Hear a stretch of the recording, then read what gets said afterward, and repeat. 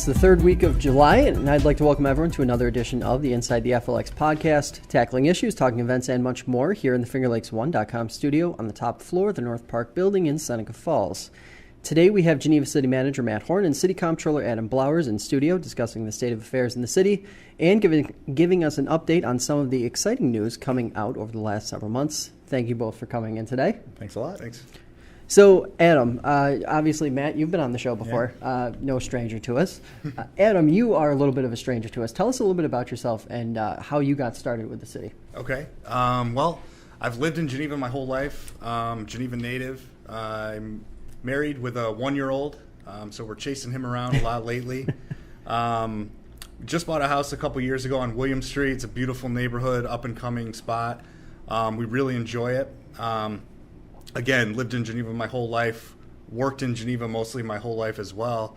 Been with the city about 7 years, and in 2010, I guess early 2010, I saw that the Deputy Comptroller position was open, applied for that, got in with the city, worked under Eddie George for a couple years, and then in January of 2014, he retired and I took his spot.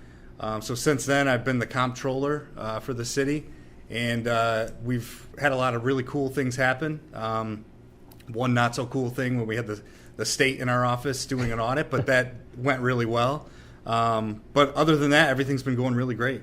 So that has to be the number one question that I've gotten leading up to this is, what is a city comptroller? What does a city comptroller do? So comptroller, what I've learned is, one, it's actually pronounced controller.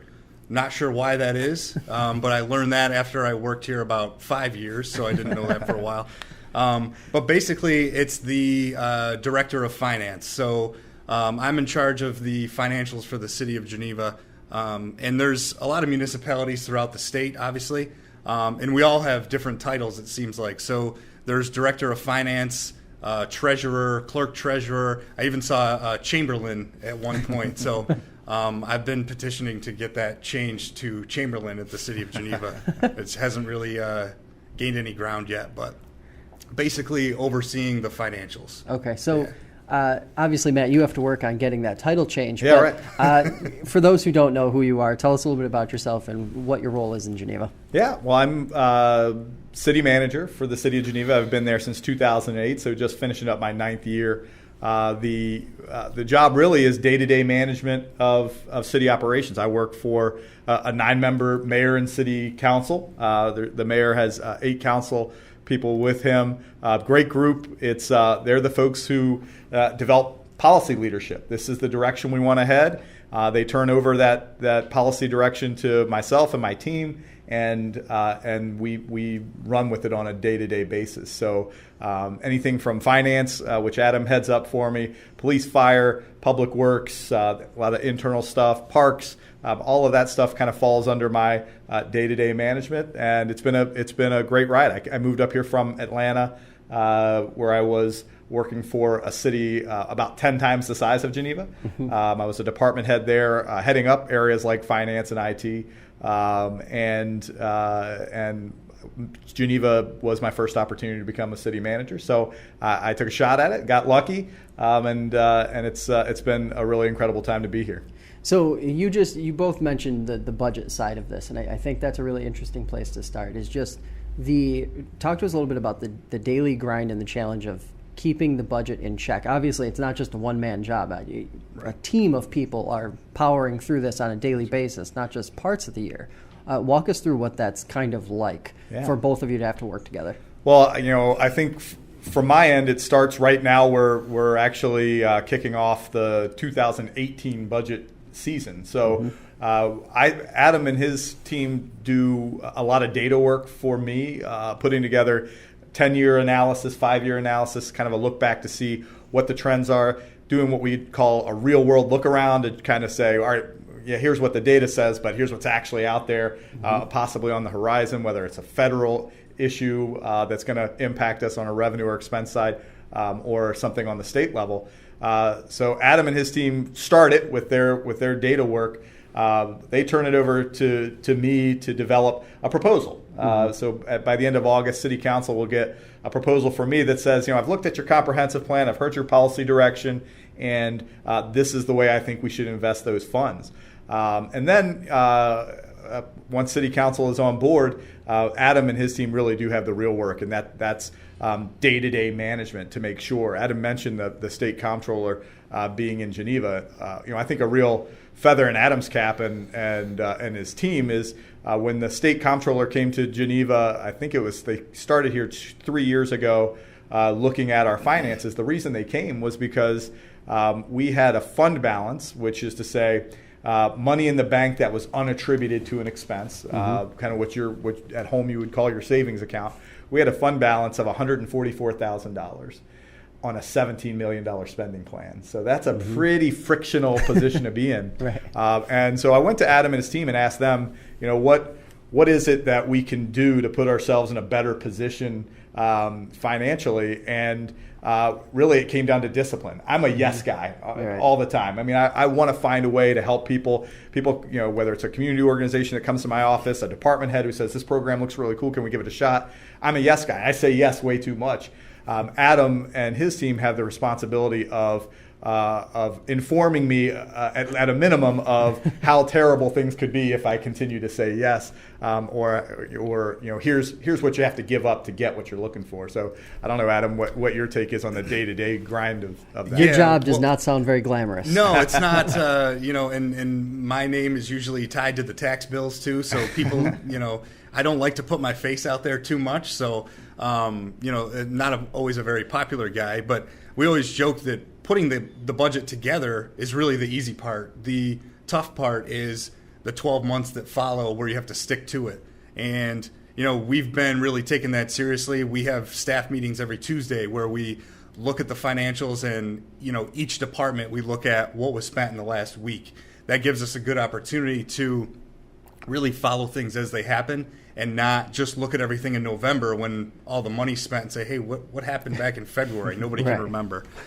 So really, a lot of credit to the management team, to the department heads who really take that stuff seriously. And it's really a matter of pride, too. Nobody wants to be the department that, is spending all the money. And even if they have stuff to show for it, they don't want to be the department who's spending the most money. So everybody wants to be as efficient as possible, but still accomplish as much as they can. And I would say to Adam's credit and the management team's credit, we took that $144,000 fund balance at the close of 2014, and Adam and his team, along with the group of management, has increased it to a $1.4 million fund balance. So we're now inside of all the regulatory guidelines, all of our policy guidelines, and just best practices.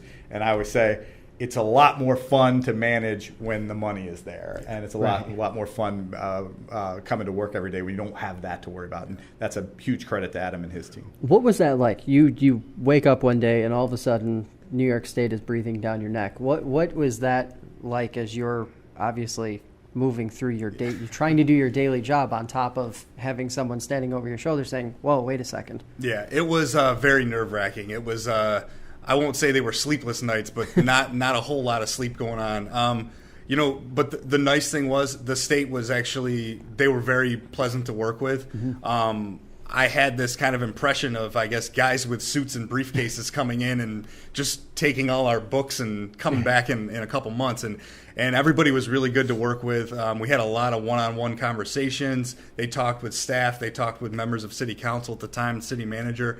And really, we all got on the same page that what we wanted to do was not try to say, hey, you shouldn't be here, or hey, the city shouldn't do this. But it was more of, how can we make this right? How can we fix this and get on the right path? And that, again, we got on the same page with the state of New York, with city council, with department heads, with all of staff.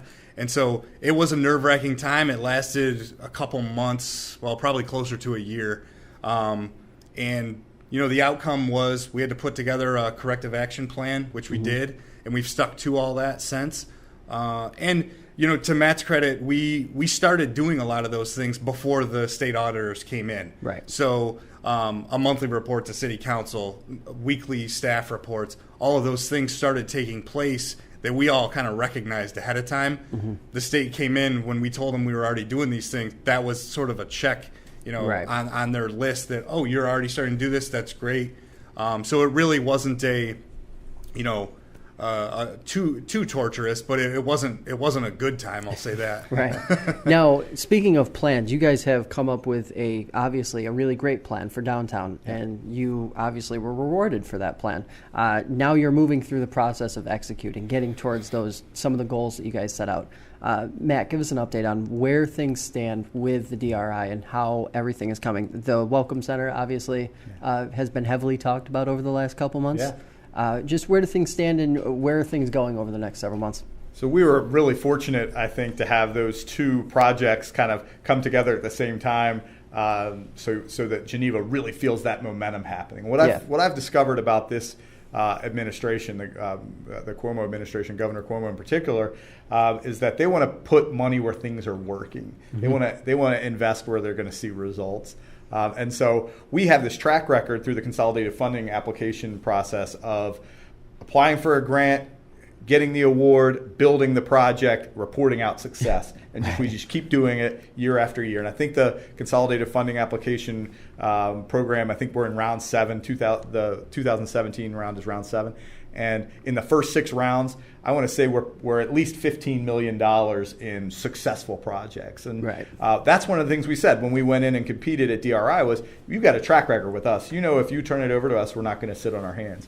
And that's what I told this team, our team, when we got this award was, now the work starts, right? Mm-hmm. So we've done a great job of putting this plan together. A plan that sits on a shelf is worthless to everybody. So my goal is by January of 2020 to have that $10 million spent, to have results already pouring in so that we can compete in the next great initiative. Right, right now, within about 2 weeks of Governor Cuomo's announcement on the specific projects, we had every state agency who was going to be involved in these projects in Geneva. We brought them all down, got them around the table, so that it wasn't, all right, today we'll meet with the Department of State, then 2 weeks later we'll meet with Empire State Development. Everybody came to the table, and we sat there with the strategic investment plan and said, all right, which state agency wants this project? And this meets our goals. All right, so you're in charge of that, you're in charge of this, you're in charge of that. And so now we walked out of that room. Our whole team was there, Adam, Sage, Colette, who runs the grant programs for us. We were all in the room, and we said, here's our plan. When we walk out of this room, everybody's got an assignment. And within days, our homework started rolling in from the state. We think we're going to be under contract in the next 60 days on the city side projects. We're already in development on RFPs for things like routes 5 and 20, which is our biggest project, our number one priority. I always say I've got like 7 number one priorities, but priority 1AA is the 5 and 20 project. That RFP for design is underway. The Marina project is in design right now. We started that design work already. The streetscape and 5 Points intersection projects are both also in RFP development. So this winter, you're going to see this barrage of RFPs coming out. The other thing we wanted to make sure of is that the money was right. City Council, even before Governor Cuomo announced the actual projects, we went into City Council and said, these are the things we're going to be asking for. Can you commit right now to changing your capital plan so that we advance all of these projects? They've already done that. So in a couple of weeks, when they see the 2018 budget proposal, they'll see that 2018 capital plan that has those projects right there. We'll bond for them in January so that we can start writing checks against these construction efforts. So we don't want to jam downtown Geneva with all construction trucks for 24 months because we still have a city to run and people still have businesses to run. But we're going to stage it out so that the work's getting done quickly and effectively. And again, that by 2020, Governor Cuomo is pointing to Geneva as the first ones who crossed the finish line with the best projects. On the private side, projects like the Twisted Rail Brewing and a couple of East Castle projects, those are going to go direct with the state. So we also divvied those up with the state agencies, got the contact information for those folks to the state, and they're already starting those meetings to get private contracts underway. I'd say virtually, one of the things we said when we went into to deciding what projects would go in the strategic investment plan is the number one thing: who's ready. Right. It's great to have a cool old building that you really have a neat idea about, but do you have architecturals? Do you have engineering work already done? Do you have an idea? Do you have money in the bank to match what the state's going to put out there? Right. Because the number 2 item on the list, priority 1A-B, is we want to turn $10 million into $30 million. We Right. want to be able to go back to the state and say, look at the private sector dollars that were leveraged. So all of that work is already happening. Anything that's not under design right now, the RFP for design is coming out in the next 6 to 8 weeks, and we think we're going to spend early 2018 designing, and by the 2019 construction season, we'll be in the ground. Now, how does that, so all of this money and this power essentially coming from New York State being pushed into Geneva, New York, on the budget side, on your side of life, how did and how is that impacting how you have to do your job now over the next 3, 4, 5 years? Yeah. So you talked about glamorous earlier, Yeah. and nothing's as glamorous as, figuring out debt capacity and things like that. So that's really what my focus has been on. We talked about the fund balance aspect of this, and if we had $144,000 in the bank, we may not have even been able to accept DRI because we have to match these funds. And so that's going to cause us to have to bond more, obviously. And like Matt mentioned with the capital plan, we've still got streets that need to be redone that can't wait 5 years. Right. We've got projects that need to get done. And so, we're very grateful that council has already kind of given us their blessing on funding these projects. But really, my job in all this is to make sure we can, strategically afford everything. So Right. If it means we're bonding, if it means we pull from fund balance as a one-time move, and then we set a policy to replenish that fund balance, maybe that's a better option. So really, it's a matter of just working the numbers as much as possible. Right. And I have a great deputy comptroller who is great at all the technical stuff. And so she'll bring me spreadsheets every day with, okay, if we do this, we can do that, and then we go over that and make a pitch to Matt. But really, it's just a matter of, how can we afford to do this as efficient as possible and not, spend all the money in 2018 and then not get anything until 2020. So along with design and construction of these projects, we want to make sure the money is flowing the same way.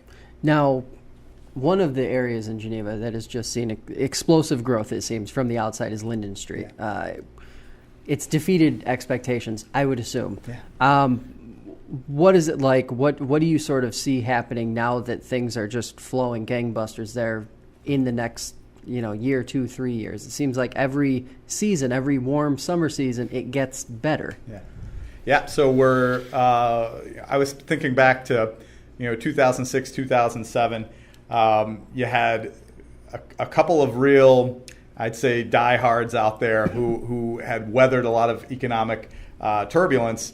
Guys like Tom Burrell, whose family has only been on Linden Street for like 160 years. Geneva Print Center, who's been there almost as long. And then you had people who really just believed in it. And even before Linden Street was Linden Street, before it was this really cool entertainment district, you stood on that street and looked around and were like, something could happen here. This could be a cool. It's got the right bones, for something to really take off. And so thanks to people like Dave Linger and Wendy Marsh and the Elkins and folks like that who started early on, buy a building, invest a little now, see what kind of grant dollars we can get in. Over the years, it's kind of grown, and this momentum has built and built and built. And the people I just described are not overnight people. They don't come in, throw everything in the world at the building, and hope. They come in, they do the storefront, they wait and see how that works out. If they can make a little money on the storefront, they put 2 or 3 apartments in upstairs. When those fill up, they put 2 or 3 more. That does 2 things. 1, incremental progress is always more sustainable. But 2, it doesn't flood the market. So they're able to get the rents that they wanted out of those buildings or that their financial model supported. And so it was a lot of smart, and I hate to even say developers have such a bad, there's such a bad association there. I wouldn't call any of these people developers. They're investors, they're owners, they're people who have taken real ownership in the Linden Street brand. And so what that's resulted in is a very high demand for Linden Street space. every project doesn't work. Every project's not successful. Even on Linden Street, things falter. And the indication to me of the health of the economics of that street was this summer. We had one restaurant go out, which was tough for us because it was one that we really loved and believed in. But circumstances happened, and that restaurant went out. Then there's a question: what's going to happen now? Or can we sustain a loss? And the day that the previous operator turned in the keys, the building owner had multiple offers at the rate that he wanted, right. And it was kind of like a bidding war situation where it was whoever would sign the lease first got it. The folks we ended up signing the lease with was just announced recently in the Democrat and Chronicle. And I say we as if I own the building or had any financial stake, but the building owners are guys, Neil Schobloom and Greg Lavin. They ended up signing a lease with the owner of Three Brothers Winery, right. To do a restaurant concept. And I saw the owner on the street at Rose Soiree, and I said, if you sign, I knew he had a project going to the west of us. I said, if you sign this week, we'll have you open here before you're open there. And we're on track to make that happen. And it's for me, it's a testament to our development folks in City Hall and to the investors that we're a make it happen city. We are going to. We're still hungry. We're gonna make these projects fit into these spaces.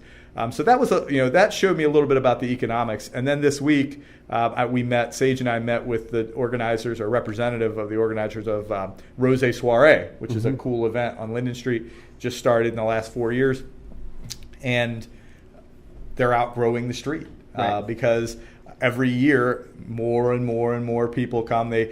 Their mission is to make it comfortable, so they have sellout numbers. I mean, we're not going to put 25,000 people on this street. They know the comfortable number. They put a sellout number on it, and it sells out every year. And so they're looking at expansion opportunities. And it really, to me, is, I think, the beginning of what downtown Geneva will be and what Geneva as a whole community is. It seems like it's had an impact on the corridor just outside of Linden Street, too. Like, it doesn't just seem like it isn't just contained there. It seems like there's been growth on that other side and on both sides. That was the plan, I'm assuming. Yeah. So Seneca Street, for a lot of reasons, has for a long time been our healthiest block, our healthiest couple of blocks. One of the things that contributes to that is it's closest to Hobart and William Smith colleges. It's closest to South Main and the traffic that comes up 14. So it benefits tremendously from that exposure. So 5, 6, 7 years ago, you drive through downtown Geneva, and it was evident that Seneca Street was the street. Linden Street has taken off, and it does serve as a contributor to Seneca Street. We do the street closures on the weekends, and what we consistently hear from merchants on either side and restaurants on either side is people are coming to Linden Street, and either on their way in or out, they're stopping and shopping, having another drink at Eddie O'Brien's or Parker's up the hill, or Riley J's down the hill. But the cool thing, the thing that's really exciting to me that's happening is what's going on Castle Street or on the other side. So Castle Street, for as long as I've been around, has been a better than 60% vacant street. And part of that challenge is that you've got big banks, City Hall, post office. So at 501, a full side of the street is just dead. Yeah. And I think for a long time that dragged the other side of the street along. But what we're seeing now is that spillover from Linden. Oh, I can't be on Linden. Linden's full. I'll take the closest thing to it. And it starts to spill around the block and up the street. The city's made some strategic investments like Port 100, which is our co-work space. We took a block length underdeveloped building and made that happen. Now we see businesses growing out of that up the block. So I think it really is, again, an incremental approach that's just paying off big time. Now, looking at things sort of an overview, what at the state level do you see, Adam, that either most concerns you or something that you think might have a tough impact on cities, counties, whatever the municipality may be, that should or could be addressed and make life easier for you guys? Yeah. Well, first I have to say, I've lived in Geneva my whole life. I don't ever remember the governor coming to Geneva, and I'm sure they may have when I was little, but I've seen him in Geneva twice in the last year, so that's been great. But from our standpoint, one issue we run into to tie it into budget is with the state pensions. So we have 120 full-time employees at the city of Geneva, and the state pension cost for the city of Geneva depends on whatever percent they tell us it's going to be. Right. And we have to obviously pay for what it costs. So that's tricky. There's certain things, fees and percentage of fees that the larger cities like Buffalo, Albany, Syracuse, Rochester can charge more for that smaller cities like Geneva can't charge as much for. Things like gross receipts, so utilities, things like that. We're stuck at a 1%, and some of the larger cities can charge, I believe, up to 2 or 3%. So that's an issue, and I know the New York State Conference of Mayors is really pushing things like that to help some of the smaller municipalities. Right. But it's hard to complain with $15 million coming our way. So I think another thing that always looms with us is healthcare, right? So we, as Adam notes, we've got 100 plus employees. We've got another couple of hundred retirees who are walking around with legacy health care from days when the city would pay 100% of you and your family's health care in perpetuity through retirement. And so what we watch is what happened with the Affordable Care Act. We had a full-on compliance nightmare. We had to hire a firm to come in and run compliance for us. Thankfully, we jumped in with this health insurance trust that was buying power from across 20 entities, municipalities. And so firms are willing to do that kind of stuff for a price. That also drove down our cost. But if we were just out there, as a lot of communities are right now, just slugging it out ourselves, things like whether the Affordable Care Act is in place, out of place, what the current Congress is going to do about that, you watch your needle just flip and flop over, a 10% swing for us is $200,000 on healthcare. If our healthcare costs jump 10%, it goes up $200,000. So that's something too that we watch on the federal level. Right. Now, quickly, we've got about a minute and a half left. Where do things stand with the Foundry Cleanup? Because that obviously has been the biggest headline in Geneva over the last 2-3 months at least. Talk to us a little bit about where things stand and where you guys are going now. Yeah. So great partners in the state of New York. The DEC started their cleanup a week ago Monday, so they've been in the neighborhoods. Had a chance to speak with the person whose home they worked on first. I just heard an interview with her also on the way up here. She's very pleased with her interaction with the contractors. That's a good sign. This is something that we talk about at the staff level that's got to be perfect. So I've got a really high level of confidence that the state of New York is going to come through on the offsite remediation. What we've done internally, we've just made a commitment to kind of inundate the neighborhood with services, whatever we can do to support. So this past month we started vouchers. We know that we worked with pediatricians in the city. They told us nutrient-rich diets can offset the effects of lead. So we went out, got Food Link, our own farmers market, and said, let's give them all the vegetables and fruits they need to have a nutrient-rich diet. We got those programs up and running. We've got raised flower beds that we've funded. We're ready to go into construction on. But basically, we're hearing from residents. The directive to our team is, if it's possible, let's do it. Let's just say, and again, I'm saying yes a lot. But if we can, the answer is yes. Let's not hang them up in policy red tape. All right. Well, we really appreciate you two coming on. I'm sure we'll be having you back. There are a lot of things we wanted to talk about that we didn't even get to, but that's a sign of what you guys are doing.